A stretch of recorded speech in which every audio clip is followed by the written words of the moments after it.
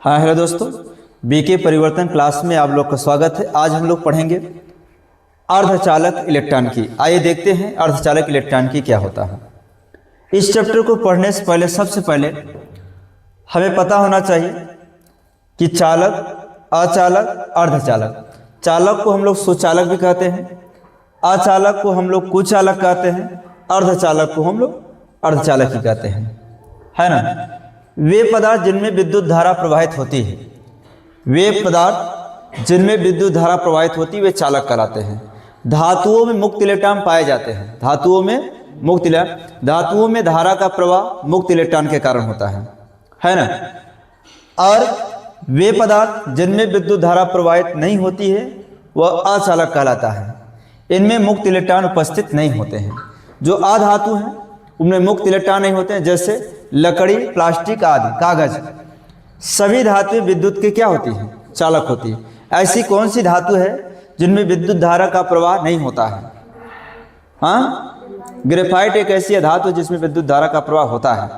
आपको प्रश्न दिए हैं, आप बताएंगे कैसी कौन सी धातु है जिसमें विद्युत धारा का प्रवाह नहीं होता। होमवर्क के रूप में काम करता रहेगा। चलिए,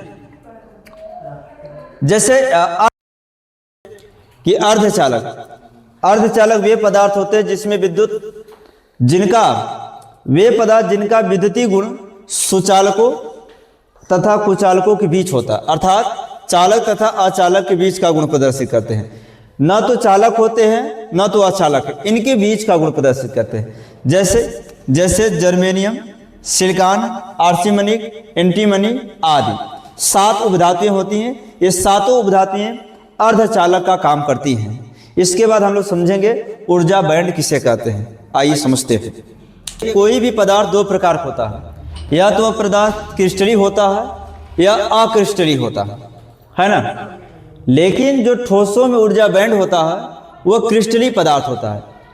जैसे धातुएं, क्रिस्टलीय पदार्थों की संरचना नियमित होती है, अक्रिस्टलीय पदार्थों की संरचना अनियमित होती है ना। तो क्रिस्टल ठोसों में ऊर्जा बैंड के बारे में समझते हैं हम लोग। क्रिस्टल संरचना में जो इसकी संरचना है, क्रिस्टल संरचना में अनेक परमाणु एक दूसरे के पास स्थित होते हैं। देखिए, प्रत्येक पदार्थ छोटे छोटे परमाणुओं से मिलकर बना होता। एक परमाणु होते नहीं, अनेक परमाणु होते, लेकिन सभी परमाणु एक नियम से ही जुड़े होते हैं, है ना।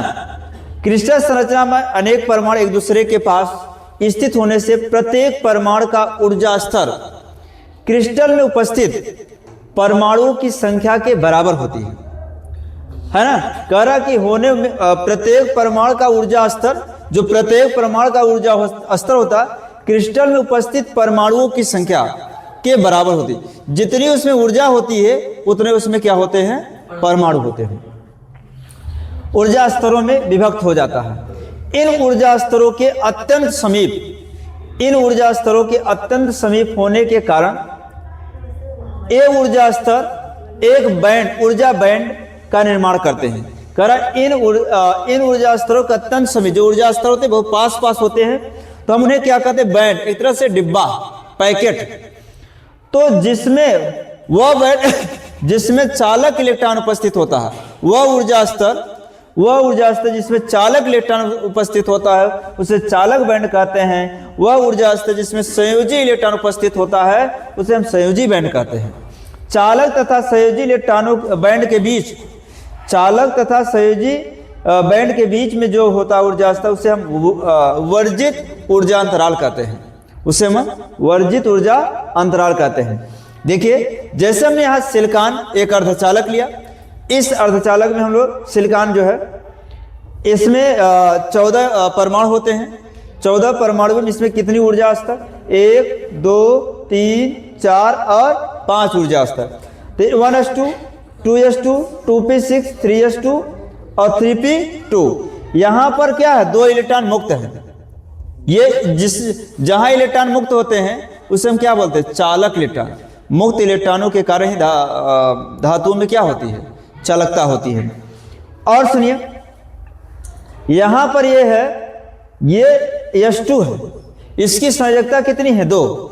ये हमारा कौन सा इलेक्ट्रॉन? संयोजी इलेक्ट्रॉन है। जिस बैंड में संयोजी इलेक्ट्रॉन उपस्थित होता है उसे संयोजी बैंड, जिस बैंड में चालक इलेक्ट्रॉन जिस ऊर्जा स्तर में या जिस बैंड में चालक इलेक्ट्रॉन उपस्थित होते हैं उसे चालक बैंड। चालक बैंड तथा संयोजी बैंड के बीच जो ऊर्जा स्तर होती है उसे बोलते हैं वर्जित ऊर्जा अंतराल, है ना।